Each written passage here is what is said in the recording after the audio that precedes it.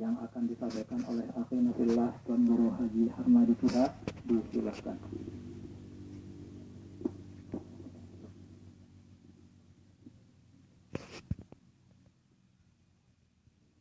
Bismillahirrahmanirrahim. Assalamualaikum warahmatullahi wabarakatuh. Waalaikumsalam warahmatullahi wabarakatuh. Alhamdulillahi rabbil alamin. Wa bihi nasta'inu ala umuri dunya waddin. Wassalatu wassalamu ala asyrafil anbiya'i wal mursalin Sayyidina Muhammadin Abil Qasim al-Amin wa ala alihi wa sahbihi ajma'in. Allahumma aslih ummata Muhammadin sallallahu alaihi wasallam wa farrij an ummati Muhammadin sallallahu alaihi wasallam warham ummata Muhammadin sallallahu alaihi wasallam وانشر واحفظ وأيد نهضة الوطن في العالمين بحق محمد صلى الله عليه وسلم. أما بعد. Yang saya hormati ini Tuan Al-Ustaz Tuan Guru Haji Arsyadi, yang saya hormati segenap para asatidz, para ustazat, tokoh agama, tokoh masyarakat, tokoh pemuda, tokoh wanita, keluarga tiang yang sedang berduka pada saat ini, musyayi'in, musyayi'at, rahimani wa iyyakumullah. Meskipun pada saat ini Tuan Gosani masih dalam keadaan duka, namun tidak lupa kita sama-sama bersyukur kepada Allah Subhanahu wa Ta'ala atas karunia diberikan kepada kita semua, nikmat sehat, nikmat kesempatan, nikmat iman, serta nikmat umur, sehingga Tuan Gosani bisa menghantarkan almarhumah di tempat yang peristirahatan yang terakhir beliau, yang insya Allah ini adalah merupakan tanda beliau adalah orang-orang yang baik. Kenapa? Karena Tuan Gosani pada kesempatan ini sangat ramai. Insya Allah apabila ada orang yang berdoa lebih dari 40 orang, insya Allah pasti akan dikabulkan. Mudah-mudahan almarhumah dimasukkan ke dalam golongan orang-orang sholihin, masuk surga di garis hisab. Amin ya rabbal alamin. Pada kesempatan ini yang ingin bercerita tentang seorang sahabat yang bernama Sayyidina Sya'ban. Mungkin nama beliau tidak terlalu terkenal di kalangan kita semua. Bahkan di kalangan para sahabat pun beliau bukan orang yang terkenal, bukan perawi hadis, bukan orang yang penghafal Quran. Akan tetapi beliau di hadapan Rasulullah Sallallahu Alaihi Wasallam dikenal karena beliau selalu melaksanakan salat berjamaah di masjid, dan ketika berjamaah beliau selalu berada di saf terdepan paling kanan. Itulah kebiasaan beliau setiap ada di Masjid Nabawi, selalu berada di depan dan berada di kanan saf. Itulah yang membuat Rasulullah Shallallahu Alaihi Wasallam mengenal beliau. Kemudian pada suatu ketika Sayyidina Sya'ban tidak ada di tempat pada saat itu, tidak dapat melaksanakan salat subuh berjamaah, sehingga Rasulullah bertanya dalam hati dan menunggu beliau dan menahan para sahabat untuk mengiqamahkan salat pada salat subuh tersebut. Kemudian Rasulullah SAW telah lama menunggu beliau, lalu menyuruh para sahabat untuk mengiqamah salat subuh pada saat itu. Kemudian setelah salam Rasulullah menengok lagi ke tempat paling kanan di saf terdepan, namun Sayyidina Sya'ban tidak ada juga. Biasanya selalu berjamaah di sana. Akan tetapi pada hari itu tidak ada. Lalu Rasulullah bertanya, bertanya Rasulullah SAW kepada sahabat, wahai sahabatku, adakah di antara kalian yang tahu kenapa Sya'ban pada hari ini tidak datang berjamaah?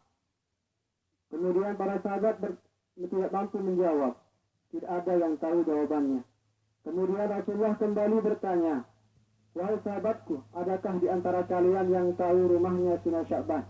Kemudian ada seorang sahabat menjawab, saya wahai Rasulullah. Kalau begitu, sekarang antar saya ke rumah Sya'ban. Kenapa beliau tidak hadir pada saat ini? Rasulullah SAW bersama sahabat itu lalu menuju ke rumah Sayyidina Sya'ban yang kira-kira kalau perjalanan dari Solo mungkin ke Anjani bahkan ke Mas Badik 2 jam perjalanan lampak kaki, jalan kaki. Yang beliau selalu sholat berjamaah oleh Mas Badik sampai Solo arak sanggup ya bersolat berjamaah kira-kira narak. Kadang-kadang juga yang Gosami di depan masjid, samping masjid, belakang masjid pun malas. Ketuatin deh. Antara ni, yang dah paling malas. Jadi itulah latihan perjalanan Sayyidina Sya'ban itu dari perjalanan setiap harinya ke Masjid Nabawi dalam perjalanan 2 jam untuk melaksanakan salat berjamaah bersama Rasulullah Sallallahu Alaihi Wasallam. Kemudian sesampainya Rasulullah di rumahnya dengan Sya'ban, Assalamualaikum warahmatullahi wabarakatuh. Tidak ada yang menjawab kecuali istri beliau. Keduniaan Sayyidina Sya'ban yang menjawab, Waalaikumsalam warahmatullahi wabarakatuh. Siapa pelungguh bahasa ini? Siapa pelungguh? Oh, saya istri Sya'ban. Rasulullah bertanya, Anda nombal Sayyidina Sya'ban, angka anda berjamaah baru elek masjid. Oh, pasan beliau duniaan. Sayyidina Sya'ban meninggal dunia. Dia meninggal dunia. Inna lillahi wa inna ilaihi raji'un. Meningati tak meninggal dunia. Lagu pasan keduniaan. Yang heran Sayyidina Sya'ban. Pas sekarat baru. Pas sekarat ini. Pas sekarat tertul maut. Nyurat masih. Nyurat ada 3 kalimat surakan beliau, teriakan beliau yang tidak saya pahami apa maksud daripada teriakan beliau, kata istrinya. Napi si pas napiaran sakaratul maut nu napi bahasa nasa nyurat. Nyurat bahasa ini nyuratnya nyurat. Napi si angka andek jauhan isi kita paham maksudnya angka andek jauhan baik. Kemudian yang kedua tak paham endah angka andek selapuan baik isi pas ngajaran pas sakratul maut nikah tak ketemu angka andek baru baik isi mu langsung pecah meninggal dunia kita paham bahasa dunia. Kemudian Rasulullah Shallallahu Alaihi Wasallam menjelaskan tentang itu. Oh, teriakan itu bisa saya jawab. Karena pada saat sakaratul maut, Allah Subhanahu Wa Taala akan memperlihatkan seseorang di mana tempatnya nanti setelah itu. Makanya kadang-kadang orang ketika meninggal dunia melotot. Ada yang tersenyum, ada yang kelek, ada yang menangis, dan lain sebagainya pada saat sakaratul maut. Kenapa? Karena pada saat itu Allah Subhanahu Wa Taala mengutus malaikat untuk memperlihatkan seseorang di mana kedudukannya setelah itu. Apakah di surga atau di neraka? Apakah nikmat atau azab? Oleh sebab itu, Sayyidina Sya'ban ini diperlihatkan kedudukannya di mana? Kenapa dia teriak? Kenapa dia teriak seperti itu? Pertama, Nabi teriak baru. Masih ingat Nabi teriakan. Angka anda jauhan baik. Yesus pas sakaratul maut niki. Angka anda jauhan baik. Ternyata pada saat itu Allah Subhanahu Wa Taala memperlihatkan dia kedudukannya di surga. Lagu surga ni ke bawaan atau tingkatan. Anding jauhan langan lampak bayang bilang jeluh. Tinggian tahu derajat surganya. Berembai perjalanan sama baru niki. Perjalanannya 2 jam dari rumahnya ke masjid. Lagu masih nyesel angkat dewan. Kadang-kadang Tabligh Gosami begitu dekatnya masjid dengan kita. Lagu malas. Kadang-kadang Allahu Akbar. Barang itu memang kamar. Allahu Akbar. Asyhadu an la ilaha illallah. Kamar di mana nih? Di mana? Baru termasuk baik. Kadang-kadang kita seperti itu. Walaupun kita dekat, namun kita belum sadari. Karena ada satu titik, nanti ketika kita sakaratul maut, Allah memperlihatkan kita di mana posisi kita yang sebenarnya. Yang kedua adalah teriakan beliau mengatakan, kenapa tidak semuanya? Angka andai ahlapu mbaik. Bahasa itu ya? Iya, bahasa itu yang selapuan, kendai yang selapuan baik. Angka anda selapu baik. Ternyata pada saat itu Allah Subhanahu Wa Taala memperlihatkan kedudukannya yang tinggi di surga. Lagu Arak Tinggian Malik. Dia diperlihatkan tentang satu kejadian di mana beliau pernah didatangi seorang pengemis. Assalamualaikum. Kebetulan Cina Syaban sedang minum air susu dan memakan satu buah roti. Lihatnya di Mekah pakai susu dengan roti itu nyampah. Kemudian ada seorang sahabat, ada seorang pengemis datang kepada beliau minta makan karena sudah 3 hari tidak pernah makan. Beliau memotong rotinya menjadi 2 potong, dia makan sendiri dan dia kasih kepada pengemis sepotong. Kemudian air susu itu segelas dibaginya menjadi 2 bagian, setengah untuk pengemis, setengah lagi dia minum. Kemudian dia diperlihatkan tentang kedudukannya di surga, lagu andin selaput bulan cani nejak, tanya semuanya dia kasih. Pada saat itu Allah berikan dia lebih tinggi kedudukannya di surga. Kadang-kadang campur gosani juga, kadang-kadang lagi ni namun tersuruh beramal mutam doya paling kocek ini. Anda rasa ibu turun. Lamun ada natiaran di Alfamart 100 jadi cukup. Lagu lamun beramal ya 100 terlalu banyak. Biasa niki sebab nanti karena kita belum menyadari bahwa yang tadi titik itu akan kita temukan ketika ada di sakaratul maut. Ia sekali lalu kembali selaku muka apa lagi tidak pernah memberikan sedekah kepada orang lain, tentunya akan menyesal luar biasa. Yang ketiga, nanti teriakan yang terakhir, kenapa tidak yang baru? Kenapa tidak yang baru saja?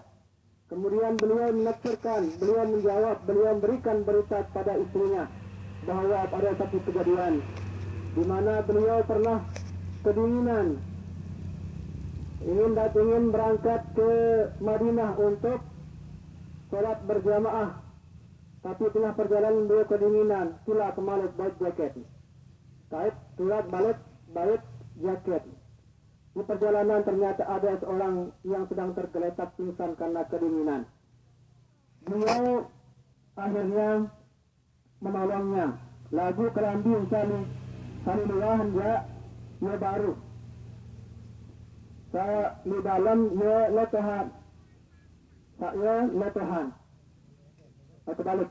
Sa dalam dia baruan, sa luahan dia lengean. Mun abay mun isanin dia kasih bajunya yang luar dia kasih yang sudah usang, yang sudah lama. Ia sesali lalu kenapa dia tidak memberikan yang baru saja? Kenapa dia tidak memberikan yang baru? Padahal seandainya dia berikan sedekah itu yang baru, pasti kedudukannya di surga lebih tinggi si Allah Subhanahu Wa Taala. Itulah yang dia sesali. Apalagi tidak sama sekali memberikan pertolongan kepada orang yang membutuhkan. Karena sungguhnya firman sabda Rasulullah SAW dan janjinya bahwa man farraja kurbatan man nafasa kurbata akhihi nafasallahu lahu kurbatan min kurabi yaumal qiyamah. Barang siapa yang meringankan beban saudaranya di dunia, maka Allah akan meringankan bebannya nanti di akhirat. Itulah sebabnya dari cerita ini bagaimana kita mengambil pelajaran tentunya dari sisa umur kita ini. Marilah kita sama-sama mengisinya dengan hal-hal yang baik, hal-hal yang soleh, karena tentunya amal solehlah sajalah yang dapat membantu kita kelak ketika kita sudah meninggal dunia. Kemudian almarhum Aniki dengan solah nih, dengan solah insyaallah dari persaksian kita semua beliau termasuk orang solah. Jadi Allah Subhanahu Wa Taala juga akan mengangkatnya menjadi orang yang soleh. Kemudian dari keluarga, marilah sama-sama kita membaca 1 kali ucapan La ilaha illallah wahdahu la syarikalah lahul mulku wa lahul hamdu yuhyi wa yumiit wa huwa hayyun da'imun la yamut biyadihil khair wa huwa ala kulli syai'in qadir. Bismillahirrahmanirrahim. La ilaha illallah wahdahu la syarikalah lahul mulku wa lahul hamdu yuhyi wa yumiit wa huwa hayyun da'imun la yamut biyadihil khair wa huwa ala kulli syai'in qadir. Insyaallah berkat bacaan kita itu semua yang dimakamkan di tempat ini diterangi oleh Allah Subhanahu wa taala dengan rahmatnya, karena itulah janji Rasulullah dalam hadisnya, siapa saja man idza marra al-muslimun idza marra muslimun 'ala al-maqabir faqala la ilaha illallah wahdahu la syarika lah lahul mulku wa lahul hamdu yuhyi wa yumiit wa huwa hayyun da'imun la yamut biyadihil khair wa huwa ala kulli syai'in qadir nawwarallahu jami'al maqadir. Barang siapa baca itu, maka barang siapa yang baca ketika lewat di kuburan, maka orang-orang yang dikuburkan di kuburan itu akan diberikan cahaya oleh Allah Subhanahu wa taala. Oleh sebab itu, ketika kita lewat di kuburan, ingat agar kita membaca doa yang tadi. Hafal juga, insyaallah kita hafal semua. Demikian, mohon maaf atas kekurangan. Terima kasih atas perhatian. Wallahu muwaffiq wal hadi ila sabil rasyad. Assalamualaikum warahmatullahi wabarakatuh.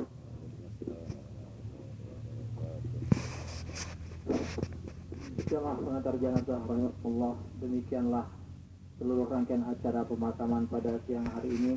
Atas perhatiannya kami ucapkan jazakumullah khairan katsira. Atas nama keluarga, jika kesalahan dan kehilafan mohon dimaafkan. Demikian, wallahu muwaffiq wal hadi ila sabilir rasyad. Assalamualaikum warahmatullahi wabarakatuh. Untuk tahlilan insyaallah dimulai nanti malam ba'da sholat isya.